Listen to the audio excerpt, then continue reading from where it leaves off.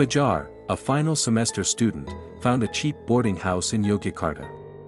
The location is quite hidden and, oddly enough, right behind an old cemetery. But because the price is very cheap and the location is close to campus, Fajar decided to move in. When he first moved in, the landlady only gave him a message: at night, don't open the window. Never go out at 3 a.m., no matter what happens.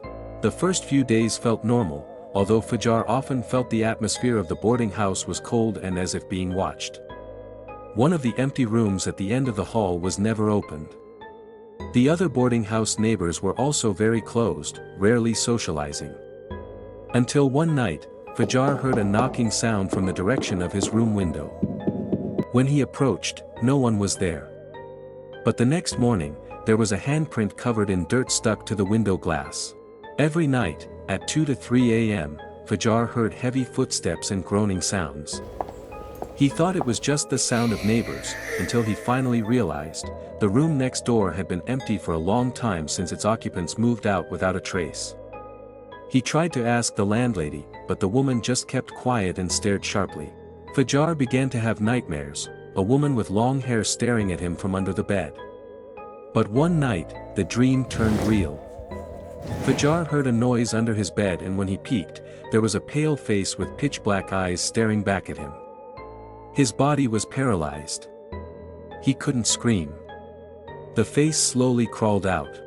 The next day, Fajar forced his way into an empty, locked room. With the help of a friend, he broke it down. The room was filled with ancient writings on the walls, photos of former students, and a pungent smell like blood. In the middle of the room was a basin filled with human hair and underwear covered in dirt. From one of the letters found, it was known. That night, Fajar and his friend planned to go out. But at exactly 2:47, the electricity went out completely. It was pitch black. They were locked inside the boarding house. From the window, a shadow of a woman was seen standing in the graveyard, staring straight at Fajar's room. When trying to get out, the figure was already in the hallway.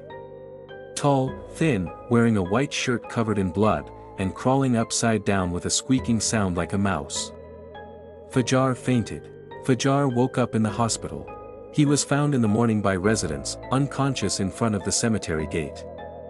The boarding house was closed shortly after.